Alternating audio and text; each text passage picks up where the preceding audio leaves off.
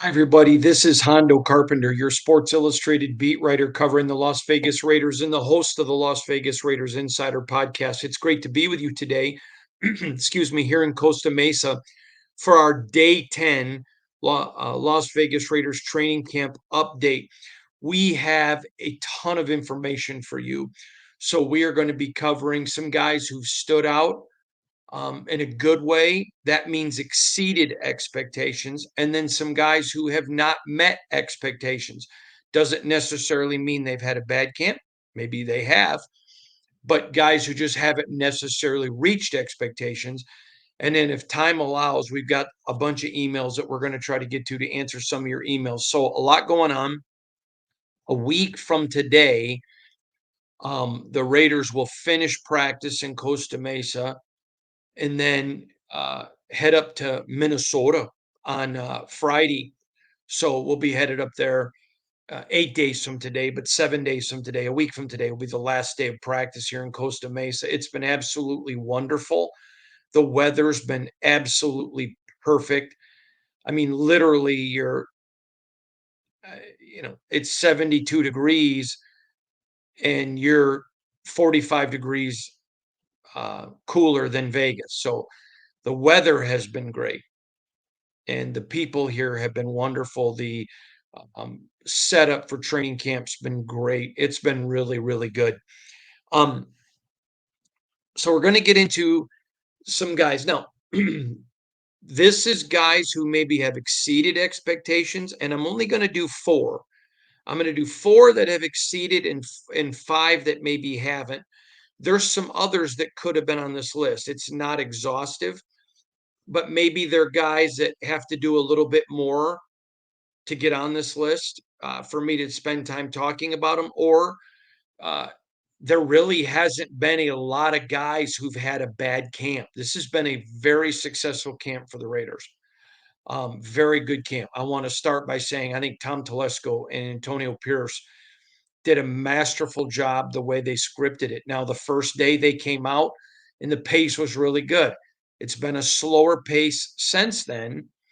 But I've shared with you a lot of teaching going on the field, a lot, um, more than I've ever seen on field um, in the pros. By far, the most on field coaching I've ever seen in the pro game, um, and more than most colleges.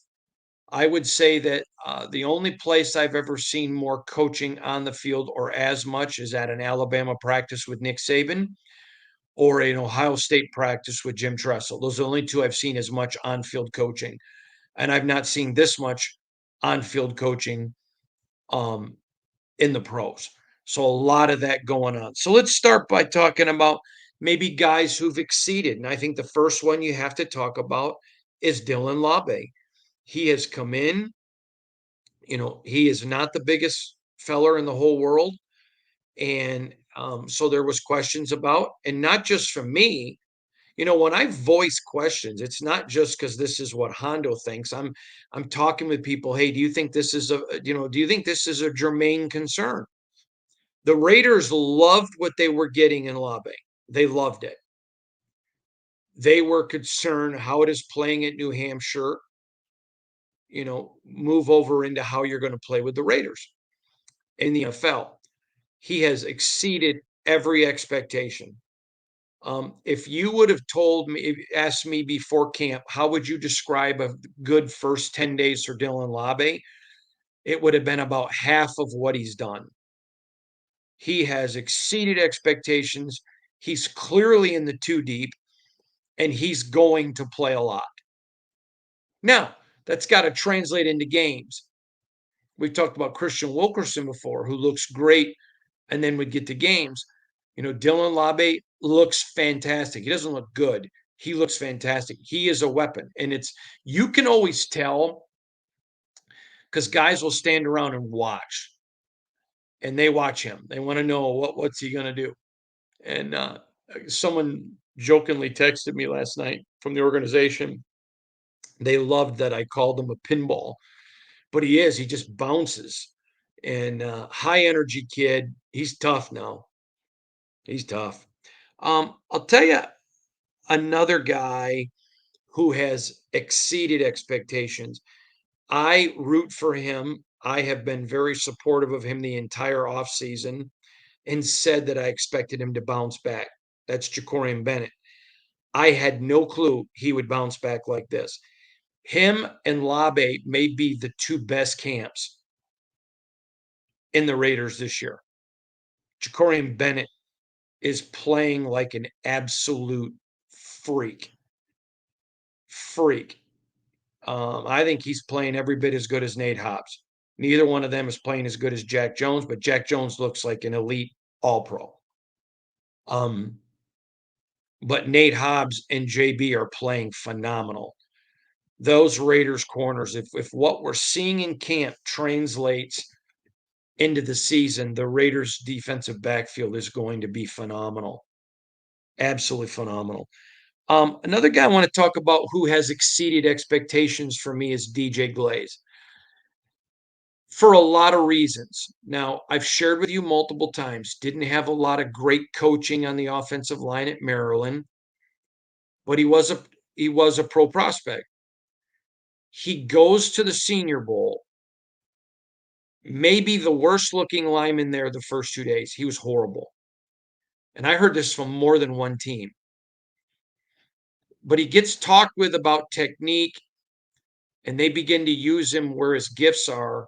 And starting with that third practice at the Senior Bowl, all the way through the actual game, many felt he was the best offensive lineman there. And there were a lot of offensive linemen picked before him. DJ Glaze got called on. I'm going to guess it was Tuesday. I think it was Tuesday to run with the ones. He did. And Max certainly had a Max Crosby performance. I mean, he's a superstar.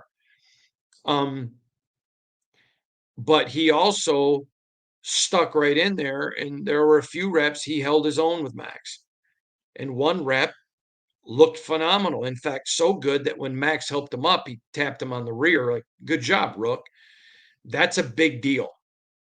DJ Glaze coming into this camp, a lot of guys didn't know about him. I mean, they knew him, he'd been drafted, but they didn't know what his contribution would be. They know who he is now. He has impressed a lot of people. He is a very hard worker. I had someone tell me last night um, that what something that really impressed them about DJ Glaze was he's in his playbook, he's in his notebook, he's listening, he's asking questions. I think DJ Glaze is ahead of where we thought he would be.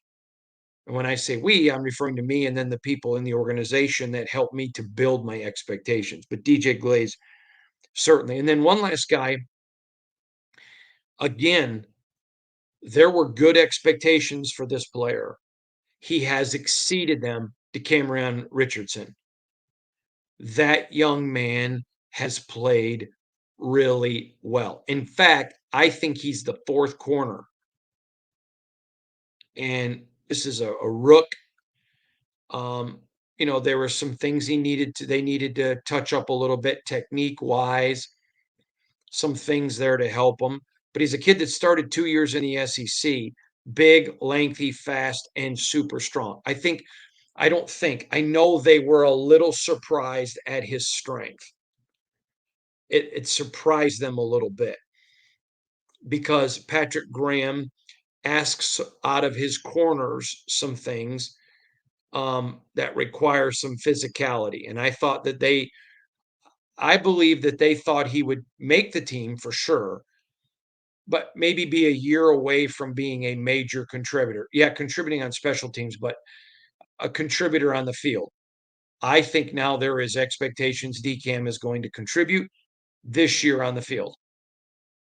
So again, I think he's had a very good camp. And all of these, it doesn't mean there aren't other guys that haven't exceeded expectations. But remember, I can't talk about all of them. So I'm just giving you the highlight ones that have really gone beyond, above and beyond.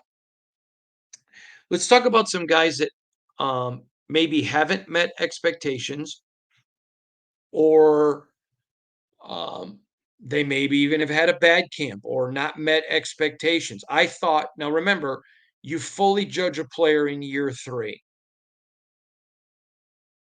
After year 2, I mean, excuse me, after his second training camp, I would have told you that I was disappointed in Malcolm Kuntz. And look where he is today. So just because you're disappointed in somebody doesn't mean you've given up on them at all. Just means you hoped at this point to see a little bit more. But it's a long year ahead of us. And some guys aren't even at their money year yet, which is year 3. So let's start with Chris Smith. The safety. I think Chris is going to be a very good safety in the NFL. I still believe that. I thought that we would have seen a little bit more. I wasn't looking for fireworks and, balloon animals, but I was looking for a little bit more. Now, I will tell you, I think he is performing better than when the season ended. So I do think there's still progress. So that gives you encouragement. I still think he's going to be a very good player who's a year away from his money year. But Chris Smith, I mean, I've watched him intently because I like him and believe in him. And, he'll make players, but there's nothing that just hops off the. I mean, Max Crosby, 95 out of 100 plays. That's where superstars are at. Great players, 60 to 75 plays. Good players, 50. And so you look for certain things, and Chris Smith will make plays, and I've watched him a lot. I've not watched every single play that he's been in, and I totally confess that, but still talking to people to make sure I'm being fair. No one criticized me for having him on this list. I've seen him make plays, but never a moment. Again, the kid's in his second training camp, 10 days in, not even at his money year. A year ago at this time, when talking about guys that maybe hadn't reached expectations, I would have been talking about Malcolm Kuntz. So I want to put that in perspective. Another guy is J-Rob, Janarius Robinson. I thought there would have been more from him. In fact, I'm a little disappointed.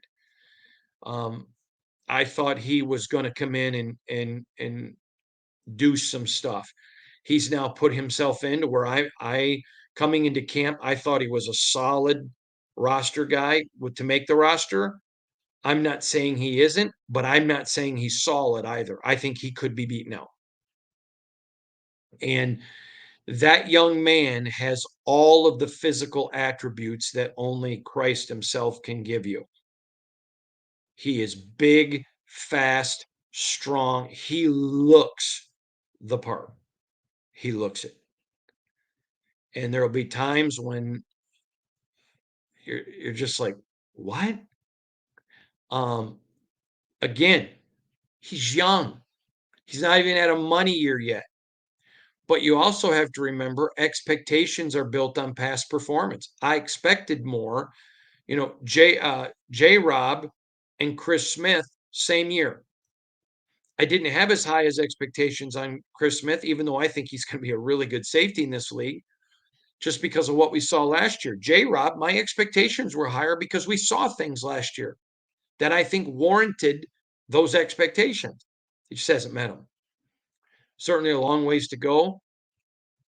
Certainly don't think he's off the team or he's off the roster. I just think his job's up for competition, and there's some other young guns who are making plays. Sam Webb. Sam is a unique player. I want to look at something real quick. If you'll accommodate me, I would appreciate it. But Sam Webb is a guy that he's got all the skills and he's just got to put it together.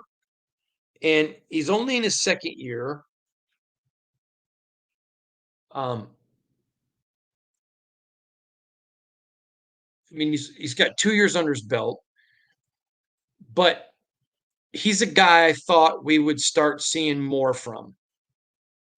So, you know what? We're going to show some grace. I'm not saying he's having a bad camp because I have not seen bad out of him. I have just seen not reaching the expectations that I have from him. And someone said to me one time, I was doing something like this when I was covering the Lions, and I had a Lions player come up to me, and he wasn't a jerk at all. And he goes, "Man, I saw your article about me and disappointing." And he goes, "Come on, man." And I said to him, "You understand the reason you made that list is because I believe in you." And he gave me a look. And he goes, "What?" I said, "You're on that list because I think you belong here. I don't think you're just a guy that squeaks onto the roster or is a practice squad player or a camp body. I think you're a legitimate NFL player." I said, "I believe in you. So, yeah, you did disappoint me." And to this day, I'm still friends with that guy. And he went on, had a very good career in the NFL. So I'm asking you to keep that in context as I am going over these players with you. I'll give you another one, Britton Brown. He's here. I mean, you'll see him do things. I had a little bit higher expectations of him. I think Britton Brown can play in this league, but you got to see consistency. Same way with Sincere McCormick. Both those kids, Britton and Sincere, great kids, really talented guys. They can play in this league. Remember, if there's guys on this roster that I'm like, wow, they're a camp body, I'm not even going to talk about them because I have no expectation. But these are guys, and so remember, my expectation is because I believe they can play.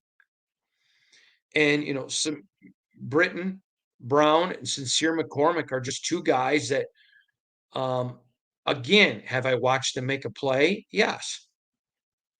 But has there been a moment when I'm like, okay, that they've differentiated themselves? Not one.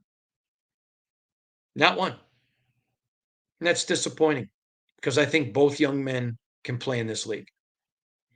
But you've got to just you got to put that out there. That has to be visible. It has to be tangible. When Tom Telesco's sitting in a room with, AP and Coughlin and Marvin and Getsy and Patrick Graham, you got to be able to say, hey, "Do you like this kid?" "Yeah, we do." "Okay, let's look at some film of him." What film? You mean the stuff where he did something mediocre? That's not going to convince me. You got to put something on film.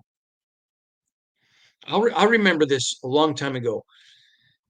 There was a guy, um, a player who, end of a roster, not big player, and he made one play in camp. This wasn't a Raider player. One play in camp. One. And I'll never forget Matt Millen telling me this story. And they're in there fighting over the 53-man roster. And this guy's coordinator says, "Listen, guys, I believe in this kid." And so they asked him, "All right, let's look at some of the film." And he goes, "I got one play." And they're like, "You want to keep this kid in the 53-man roster for one play?" They showed him the play. He goes, "Guys, I just think we got to teach him technique. He comes from a smaller school. We can put him on special teams, but listen, this kid can play in the NFL." And guess what? They kept him, and he turned out to be a really good player. Why? It's just understanding expectation. And so these guys got to put something on film, show something. And I don't just mean carrying a football. Show a broken tackle, show a spin move, show a stiff arm, show something that says, "I can create." I'll never forget this one time. I was with Draymond Green of the Golden State Warriors, and watching him in practice. And I've known Day Day a long, long time. Great guy, by the way. Wonderful guy. I wish everybody knew Day Day the person. Love him dearly.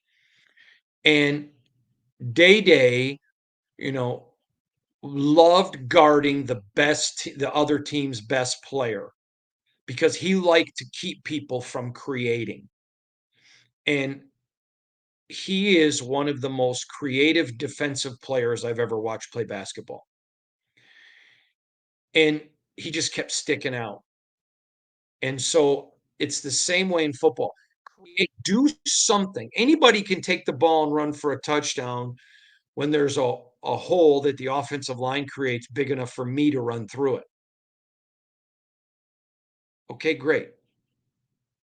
But what do you do when the other team blitzes and you got two offensive linemen, but three guys, and you need 3 yards? You got to break through. You got to lower your helmet. You got to spin. You got to stiff arm. Do something. And that's where I feel with these guys I just mentioned. Good guys, do something. Distinguish yourself. Now, some of them, J Rob, I had much higher expectations on than anyone on this list.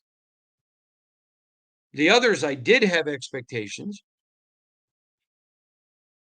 some in varying degrees of difference, but those are the guys that stuck out or need to have it. Now let's get to some emails. I want to read some emails. I got probably 10 or 12 here. I'm not going to have time to read them all, but I'm going to hit maybe the first 7 or 8. First one comes from Mike T. Now, you remember I'm not in my office today, so usually I print the emails. So I'm going to give you the person's name who sent in the email and real quick what their question was about. Mike T wanted to know, I haven't talked about a lot about Tyrie. Can I talk about Tyrie? Sure, I can. I had big expectations for Tyrie in this camp, and he's met them. He's in 100% shape. He is working hard. He's giving maximum effort. There is not one thing that has discouraged me about Tyrie Wilson. You just have to remember he's a one. And so, and he's getting reps with ones and twos, but he's on a defense that's completely loaded. It's hard to get noticed on this defense, but he is working hard. He's in great shape and they're happy with him. They're happy. Is there a lot more to talk about? No. But not talking, and you know what? Shame on me. I probably should have voiced this because according to my notes here, I got a lot of email on Tyrie. So I apologize for that. Because he was such a significant pick last year, I probably should have been giving updates, and I'll be more conscientious of that. But no, he's good. And I nothing about him has discouraged me. Next, what's the latest on JPJ? This comes from L, the initial L Evans in the UK. Well, Tom Telesco told us early last week they thought about 4 days. I was told they were expecting and anticipating Wednesday at the latest. He wasn't there. We don't have an update yet. I will tell you this. I have said to you, because I was told, the longer he's out, the further behind the 8 ball that he places himself. It makes it extremely difficult to get in there and earn a starting job. Doesn't mean he can't, and it doesn't mean he won't. But I think there is some, and nobody is questioning his toughness. Nobody is questioning, is he dogging it? If the kid could get out there, if they would clear him, he would play. So don't question any of that. But every day that he's not out there now puts him farther behind the 8 ball. And I will anticipate in tomorrow night's podcast. Matter of fact, I can just assure you, tomorrow night's podcast, I'll have an update for you. So that's a good question from L. Evans in the UK. Next one comes from Mike W. asking me about Telesco. Is he going to use all that cap money, to for a free agent? What's he going to do with the cap money? Do I think that they could possibly add a free agent? Yes. Do I think it's imminent? No. I told you before the draft. I told you when free agency started, there was a player that they had looked at about trading. Um, I don't know anymore that I would say that trade is on the table should the other team want to consummate it. But I would say that I think there is a possibility at a couple positions they may, but they're not going to. They would want to trade for either a player that was very young that they felt they could develop that maybe was underdeveloped where he was at, or they could get cheap enough, or a proven contributor. I think that's where they sit right now. They like having cap space because you're going to have people get injured. So you have cap space to go sign guys, but they also have some guys that are going to need some extensions. And there's no sense using that cap space if you can put some of that extension money and use it in to some of this year's cap. So that's where Telesco sits right now. Next one comes to us from Jordan Y in Roseville, California. Um, Jordan, several people emailed this, and Jordan was the first. That's why I'm using Jordan's email. And I'm going to answer this next one. And I want to make it very clear, Jordan. I am in no way calling you out at all. Okay. But he says to me that he's hearing in other reports that Zeus is heavy and not even getting first team reps. I can, I even talked to some of my guys in the media who are my media friends. I talked to Q Myers from Raider Nation Radio, Case Kiefer from Las Vegas Sun, and I talked to a couple others. I just don't remember who. And I told them when I got your email, I'm like, who is reporting this crap? And they're all like, no idea. I don't think uh, Zeus looks even thicker, but he doesn't look heavy to me. They're relying on him, and he's getting first team reps. So I don't have an answer to this. I don't even know where this comes from, but I will tell you this. I um, have gotten several emails where people take my content and go and use them for other things. And I don't care. It doesn't bother me. But it does bother me when they take it out of context. But where I have issues is somebody sent me these. I get so many emails. Hey, this YouTuber said this. What do you think? Well, I don't even know who they are. And if I don't know who they are, it means they're not here. And I don't know why you go get your information from people that aren't embedded. I don't have a problem with it. It's America. You can go get your information from anybody you want.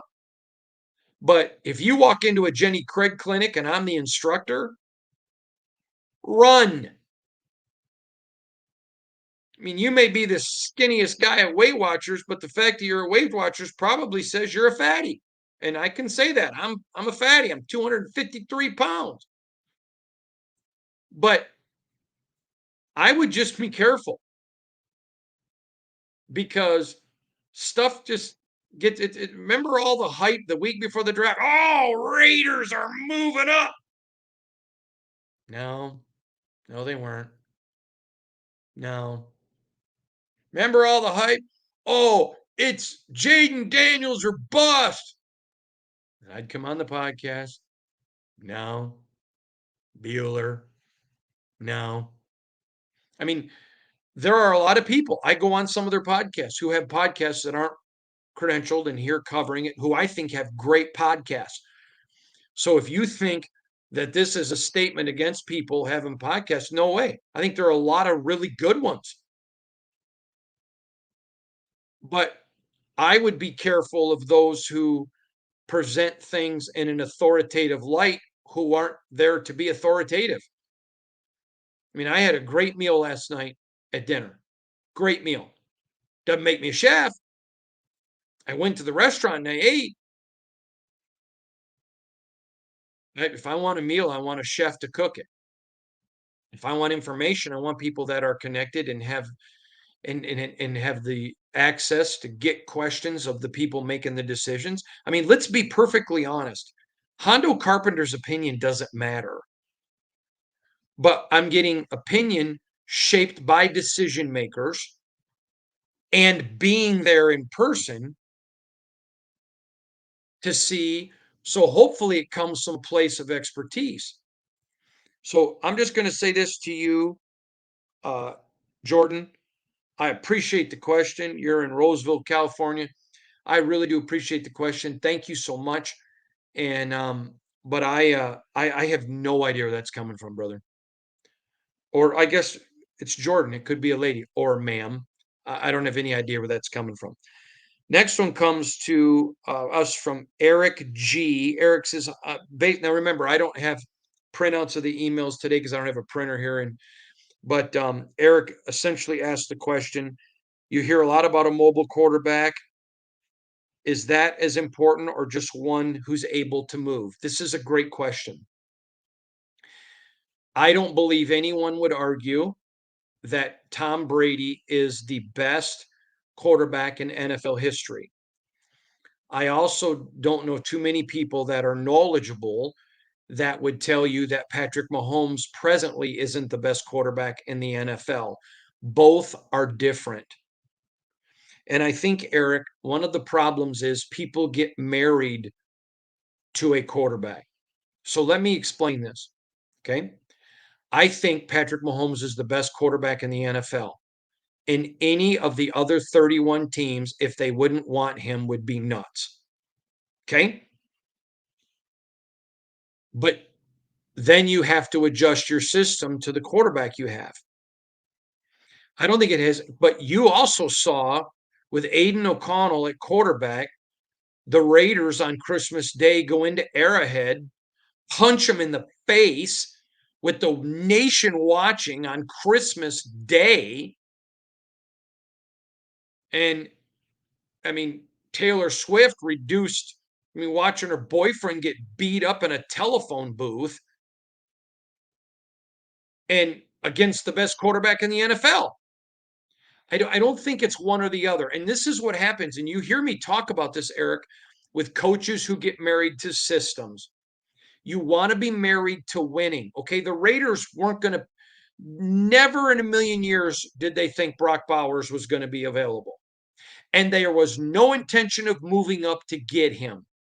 But when he fell to them, he was a dude. And for those of you that are new, and man, our podcast is growing in the NFL, guys in the NFL draft, and I've seen drafts where there's none of them, and I've seen drafts where there's as many as 7 or 8, maybe 9. A can't miss guy is a dude. The Raiders had Brock Bowers as a dude. 3 dudes in this draft, pretty much universally with everybody I talked in the NFL. Joe Alt, Talise Fawaga, and Brock Bowers. Of all the teams I talked to, those 3 were the most on everybody's dude list. Okay. They weren't going to move up to get Brock, and they didn't think they had a chance to get him. But he fell to them. So what do the Raiders do? They incorporate more 12 personnel. See, that's what great teams do. And Eric, I think sometimes the argument is we got to have a mobile quarterback. We got to have a mobile. No, you don't. You have to have a winning team. Who gives a crap if your quarterback's mobile and you suck? There's a lot of teams in the NFL that have mobile quarterbacks that suck. And there are teams that have quarterbacks that aren't mobile that suck. Your commitment has to be winning football team. And now how do we build that? And you know what? Some teams are going to build with a Tom Brady, some with a Patrick Mahomes. I don't think you're married to a system, you're married to winning. I hope that answers your question, Eric. If it doesn't, please forgive me. I'm trying to answer it as best I can. Next comes to us from Levi S. He says, Honda, when you're at a press conference and you're going to ask a question, remember, I'm just, I don't have it printed here in front of me, but he wants to know when you're in a press conference and you're going to ask a question and somebody else asks it, what do? I just don't ask a question, or maybe I have another one. I spend a lot of time going into press conferences thinking about what do I want to ask. And there are 2 things I always goes into my thinking process. What do I think the fans want to know? number one. And then number two, what do I need to know to continue to evaluate this player and or team or coach? And so that's how that works, Levi. The next comes from John Alcala in El Paso, Texas. He said he asked about the Guardian caps. If you haven't seen the Guardian caps, they're the um, caps that the guys are wearing in camp, just a safety cap. He wants to know if I expect any guys to wear those in games. No, I do not expect that. Don't. So in real games. So there you go, John. Two more. The next one is from uh, Etice, Etices, or J, excuse me, Etice J. I apologize if I'm pronouncing that wrong, Etice, so please forgive me. He says, Hondo, I see you in pictures with fans all the time from training camp, and he wants to know how many different pairs of Jordans do I have? A lot. I don't know. I don't even know why that question made this list. So it's a non-raider question. I apologize, but a lot. So there you go. There you go. There are my training camp update. I've tried to answer some of your emails. We'll be back tomorrow with a big Tyrie Wilson update and a lot more. Pads will be popping tomorrow. And before we go, I just want to say this to you. It's very important to me. I am really, really grateful for you guys and gals. We are growing so much. And you guys are going to our website, you're reading all of our stories, you're following our social media, you're listening and watching, subscribing to videos, you're reading all of our written content. And I am personally grateful to all of you that are doing it. Please continue to like, share, subscribe. That's important. Liking's important, sharing is huge, and subscribing is monstrous. Please do that. Um, Everything's 100% free. But I want to tell you, I know that I'm not entitled to you tuning in every day. I got to earn it. And so please hear me when I say I'm grateful for you and I'm thankful. We're going to get back at it again tomorrow. We're headed up to Minnesota here pretty quick. A lot of good stuff happened. The ball's coming. The season's closer. This has been your day 10 training camp update for the Las Vegas Raiders Insider Podcast.